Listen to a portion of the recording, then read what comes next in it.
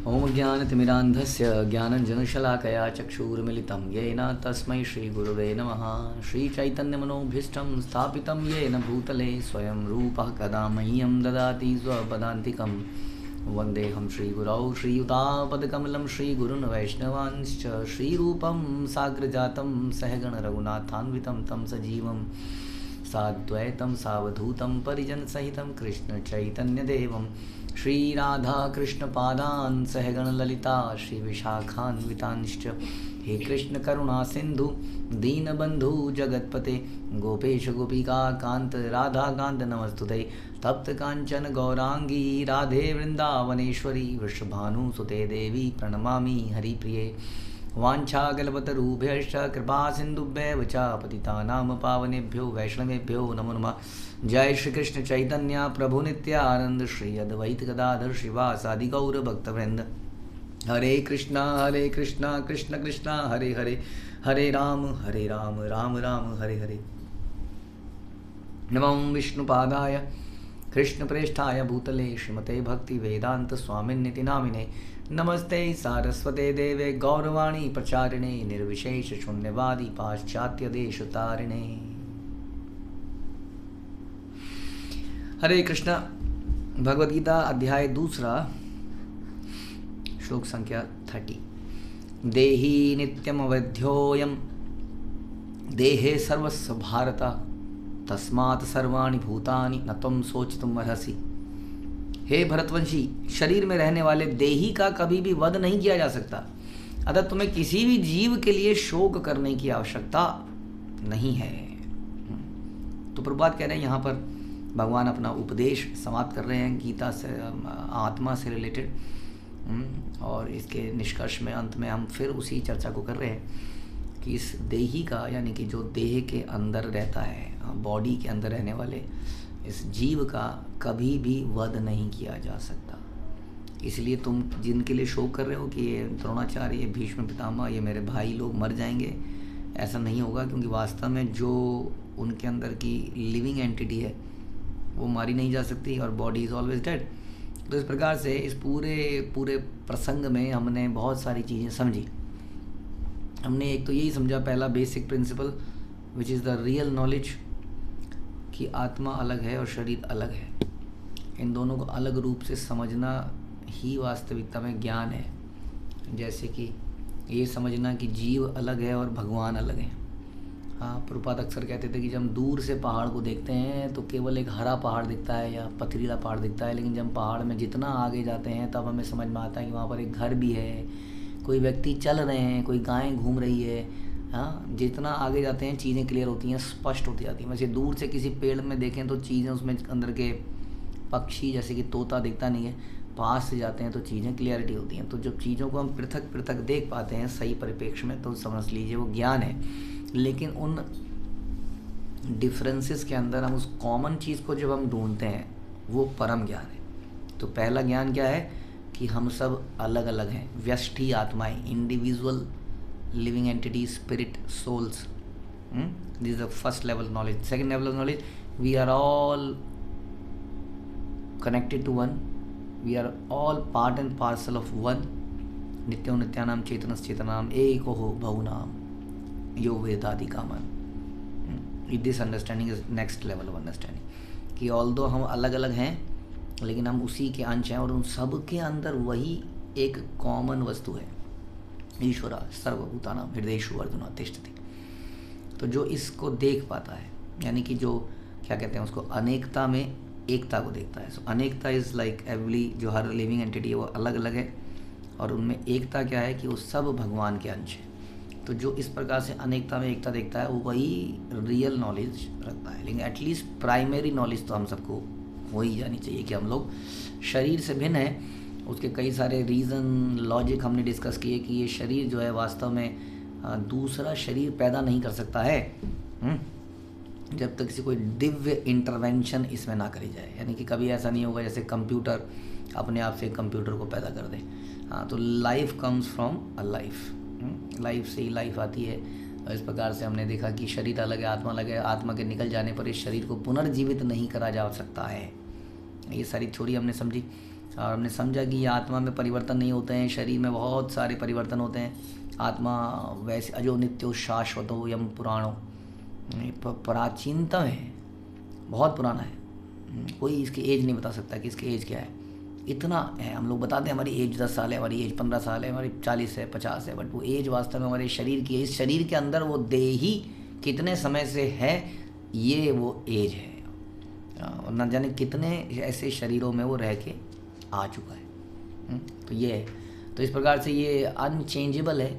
उसके बाद हमने ये भी सुना कि ये अनब्रोकेबल, ये इसको जलाया नहीं जा सकता, सुखाया नहीं जा सकता, गीला नहीं करा जा सकता, भिगाया नहीं जा सकता, वगैरह वगैरह। यानी कि मैटीरियल तत्व इसको हानि नहीं पहुंचा सकते हैं, क्योंकि नॉन मैटर है, मैटर है ही नहीं, इसको देखा भी नहीं जा सकता है, लेकिन ये फिर भी बहुत ही ज़्यादा शक्तिशाली है। एंड एवरीबडी इसको, जिसके बारे में जब जानकारी हासिल करते हैं तो विस्मय, आश्चर्यचकित हो जाते हैं। तो ये सारी नॉलेज थी, लेकिन इस नॉलेज के पीछे क्या मुख्य बात समझने की है, वो ये है कि हमारी जो एंटायर कार्मिक रिएक्शन, कर्मा थ्योरी है, वो इस आत्मा के ज्ञान पर आधारित है। यदि आत्मा है तभी कार्मिक रिएक्शन है।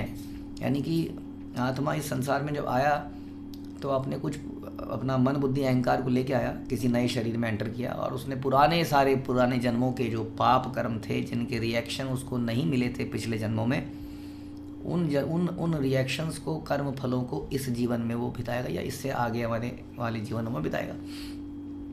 और इस जीवन में जो कर्म करेगा उनका भी फल कुछ इस जीवन में, कुछ अगले जीवन में मिलेंगे। इसलिए we must mind our business instead of minding somebody else business. किसके अंदर क्या कमियां हैं, उसके अंदर क्या कमियां हैं, वो does not matter. What matters is मेरे अंदर क्या कमियां हैं, क्योंकि अदरवाइज मैं दोबारा जन्म लेने के लिए बिल्कुल तैयार बैठा हूँ। It is very serious matter. दूसरों के अंदर कमियां देखते देखते हम मृत्यु को प्राप्त करेंगे और फिर जन्म लेंगे। इसलिए it is very important, it's high time कि हम लोग अपने अंदर झांकें, इंट्रोस्पेक्शन करें और देखें कि क्या मैं वही कार्य कर रहा हूँ जिसके लिए मुझे पैदा किया गया है, जिसके लिए संसार बनाया गया है, या मैं रोटी कपड़ा मकान दुकान इत्यादि के चक्कर में पड़ा हूँ। मेरा जीवन का पर्पस केवल पढ़ाई लिखाई, उसके बाद शादी, उसके बाद बच्चे एंड ऑल दोज थिंग्स है, या इसके अलावा भी कुछ है। ये समझना इंपॉर्टेंट है। अगर आत्मा का ज्ञान का यही मतलब है, भारतवर्ष में लोग अक्सर जानते ही हैं, सब लोग, हाँ हम आत्मा है, आत्मा ना मरती है ना पैदा होती है, बच्चा जानता है, लेकिन उस ज्ञान से कोई लाभ नहीं है जब तक हम उसके आधार पर कार्य ना करें। आजकल का एजुकेशन सिस्टम कुछ ऐसा ही हो गया है कि हम पढ़ते बहुत कुछ हैं, लेकिन हम करते जीवन में कुछ और है। हमने देखा रियलिटी में भी बड़े बड़े प्रोफेशनल डिग्रीज़ के अंदर भी हम पढ़ते कुछ और है, लेकिन जॉब में कुछ और कर रहे होते हैं। इंटरव्यू ऐसा लिया जाता है जैसे कि इंडिया की सबसे बड़ी कंपनी के CEO का इंटरव्यू लिया जा रहा हो। किसी भी व्यक्ति का जब इंटरव्यू लिया जाता है, लेकिन जब उससे काम ऐसा कराया जाता है जैसे किसी कंपनी का पियोन चपरासी काम करता है। हाँ, बड़ा डिफरेंस है रियलिटी में और जो हम पढ़ते हैं, जो दैट इज़ द थिंग। तो इसलिए ये एक जनरल टेंडेंसी बन गई है। वैसे ही हम लोगों को बहुत ज्ञान है, हम आत्मा है, लेकिन कोई भी व्यक्ति इस लेवल पे कार्य नहीं करता है। इस लेवल पे कार्य करना मतलब है अर्जुन की तरह युद्ध भूमि में खड़ा होना, अपने मन के अगेंस्ट में जाकर, अपने जो उसके नॉलेज थी उसको हटाकर भगवान के उपदेशों को सुनकर जीवन को बिताना। क्योंकि भगवान ही हमारे वास्तविक स्वामी हैं। हम कभी ऑफिस में होते हैं, कई बार हमें लगता है कि ये टास्क हमें ऐसे करना चाहिए, लेकिन हमें बताया जाता है नहीं ये टास्क आपको ऐसे करना है। कभी बार स्कूल में होते हैं, स्कूल में हमें लगता है कि ये सम को ऐसे सॉल्व करना चाहिए, बताया जाता है नहीं ऐसे नहीं, ऐसे सॉल्व करना है। और हम अगर वास्तव में वो सही एम्प्लॉई या स्टूडेंट है तो उसको मान के वैसे ही अपने आप को बदल लेता है, क्योंकि वो जानता है ये मेरे स्वामी हैं, ये मेरे भले के लिए कह रहे हैं। वैसे ही व्यक्ति जब भगवान के अनुसार कार्य करता है, ये सोचते हुए कि यही मेरे असली हितैषी हैं, तब वो आत्मा के लेवल पे काम करता है। आत्मा को जानने के लिए भी तो समझना पड़ेगा अर्जुन ने कितना बड़ा स्टेप लिया। It is not easy. हम लोग बहुत ईजीली इस बात को देख लेते हैं, सुन लेते हैं, पढ़ लेते हैं, बट अपने ही रिलेटिव्स के अगेंस्ट में हथियार लेके खड़े हो जाना, उनका वध कर देना धर्म के लिए, भगवान के लिए, it is very difficult task, क्योंकि अर्जुन ने की इस आत्मा के ज्ञान के आधार पर। लेकिन प्रभुपाद कह रहे हैं कि यह आत्मा का ज्ञान हमें अननेसेसरी हत्या करने के लिए प्रमोट नहीं कर रहा है। नो, कई सारी कंट्रीज़ में शुरू में हमारे ऊपर, इस्कॉन के ऊपर आरोप लगाए, केस किए गए कि ये जो है इनका जो बेसिक ग्रंथ है भगवद गीता, वो ग्रंथ युद्ध पर आधारित है। यानी कि ये जगह जगह पर युद्ध करने के लिए प्रमोट करते हैं। इनके भगवान ने यही सिखाया है, युद्ध कर।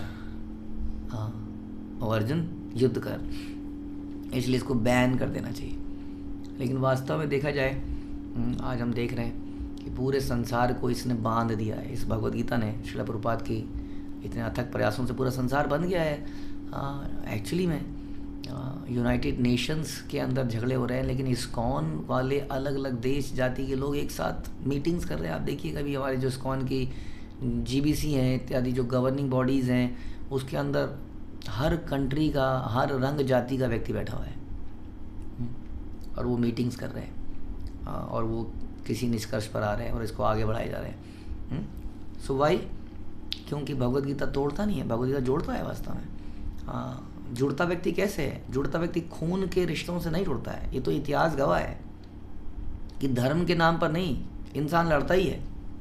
कितने ऐसा, कितना इतिहास मिलता है कि किसी बच्चे ने अपने माता पिता को मार दिया या कुछ कर दिया गद्दी के लिए या वटेवर। घर में रोज़ रोज़ आज की डेट में भी लड़ाइयाँ होती हैं प्रॉपर्टीज़ के लिए। तो खून के आधार पर अगर प्रेम बन रहा होता तो ये संसार इस वक्त बहुत सुखी होता, क्योंकि अधिकांशतः, I don't know, may be 99% लोग आज की डेट में नास्तिक हैं या क्या कहेंगे, रिचुअलिस्टिक हैं, अनदर सोफिस्टिकेटेड नास्तिक हैं, जो कि नास्तिक ही हैं बट उन्हें ऐसा लगता है कि वो आस्तिक हैं, लेकिन कोई उनके अंदर प्रेम नहीं है इतना कुछ करने के बाद भी इस संसार में। तो खून के रिश्तों के आधार पर, देश के आधार पर आप कहोगे कि देश के लोगों में बड़ा प्रेम है। कहाँ प्रेम है? थोड़े दिनों की बातों में कहीं कोई एक स्टेट दूसरे स्टेट से लड़ रहा होता है। क्यों लड़ रहा है जी? रिवर के लिए लड़ रहे हैं जी, पानी के लिए लड़ रहे हैं। कोई आरक्षण के लिए लड़ रहे हैं, नहीं, हमारे स्टेट में केवल हमारे स्टेट के लोगों को आरक्षण मिलेगा। So many things. तो देश के आधार पर, जाति के आधार पर हिंदू हिंदू लड़ता है, मुस्लिम मुस्लिम आपस में लड़ता है, ऐसा नहीं है। उसके अंदर भी डिवीज़न होते हैं, फर्दर डिवीज़न होते हैं। तो इस प्रकार से ये जो हमने सिस्टम बनाया, ये प्रेम नहीं बना सकता है। इसलिए यदि अर्जुन, अगर हम ऐसा कहें कि अर्जुन, भगवान ने उसको युद्ध के लिए बोला, तो क्या भगवान ने दुर्योधन को बोला था कि वो अपने भाभी के कपड़ों को उतार दे भरी सभा में? हाँ, जरा सोचिए। भगवान ने बोला था कि दुर्योधन भीम को पानी के नीचे डुबा के मार दे। भगवान ने बोला था कि ये जो कौरव है ये पांडवों को जला दें, जिंदा जला दें, उनके घर के अंदर आग लगा दें। तो क्या भगवान ने युद्ध कराया? नहीं, ये युद्ध तो उस परिवार में पहले से ही था। तो यानी कि धर्म और अधर्म, सुर और असुर का झगड़ा, लड़ाई हमेशा से चली आई है। तो भगवान तो क्या करते हैं? भगवान वास्तव में धर्म की संस्थापना करते हैं। धर्म संस्थापनाए संभवामि युगे युगे। और उसके लिए कई बार कड़े स्टेप लेने पड़ते हैं। क्या हम कड़े स्टेप नहीं लेते जब हम किसी मुजरिम को सज़ा देते हैं? क्या जज का वही अगेन फांसी पर चढ़ा देना किसी की हिंसा को बढ़ावा देना है? बताइए, क्या पुलिस वालों द्वारा किसी को पकड़ के लॉकअप में बंद कर देना हिंसा को बढ़ावा देना है? तो ये बातें सोचनी चाहिए। लेकिन कहने का मतलब ये है कि काम फिर भी मुश्किल है, क्योंकि ऐसे जज नहीं मिलते हैं जो अपने बच्चे को फांसी पर चढ़ा दें, ऐसे पुलिस वाले नहीं मिलते हैं जो अपने घर वालों को पकड़ के बंद कर दें। लेकिन यहाँ पर ऐसा अर्जुन था जिन्होंने धर्म के नाम पे अपने परिवार वालों को ही समाप्त कर दिया। तो ये ज्ञान कैसे आए?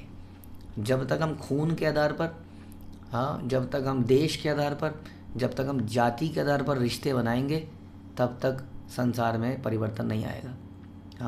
और ना ही कभी एकता संबंध बनेंगे। तो कैसे इसको, ये क्यों होता है? ऐसे संबंध बनते हैं बॉडी के आधार पर कि मेरा जन्म एक्स परिवार में हुआ है, ये एक्स परिवार इस जाति का है, इस कंट्री का है, इस रिलीजन का है। यानी कि ये जितने भी हमने डिस्कस किए रिश्ते, ये जाति, ये जो है बॉडी के आधार पर है। इसलिए पहले आत्मा को समझना पड़ेगा, फिर हम आत्मा के आधार पर रिश्ते बनाएंगे। समझ में आ रहा है? आत्मा के आधार पर। तो आत्मा का ज्ञान इसलिए इतना इंपॉर्टेंट था जो भगवान ने इतने श्लोकों में बोला। तो आत्मा के आधार पर हम 2-3 डिवीज़न इसमें ही बनाते हैं। हम कहते हैं ये डिवोटीज़ हैं, ये नॉन डिवोटीज़ हैं।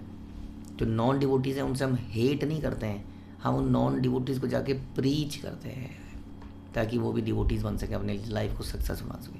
तो एक भक्त जो है इस प्रकार का डिवीज़न जरूर करता है, वो डिवोटीज़ के संग में ज़्यादा समय बिताता हुआ नॉन डिवोटीज़ को प्रीच भी करता है। तो ये सारा कब, तो ये रिश्ते कैसे बनाए उसने?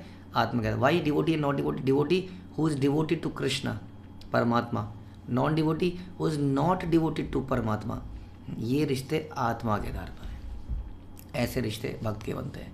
और जब ऐसे रिश्ते बनते हैं तो क्या होता है, प्रेम समृद्धि चारों तरफ। नॉन डिवोटीज़ को रोज़ प्रसाद बांटा जा रहा है, क्या क्या नहीं करा जा रहा। हम सब लोग भी नॉन डिवोटी ही थे, हमसे प्रेम किया गया इसलिए हम डिवोटी बने। हाँ, तो ये है वास्तविक रिलीजन जो आत्मा के आधार पर ही हो सकता है। हरे कृष्णा। श्रील प्रभुपाद की जय, भगवद गीता की जय।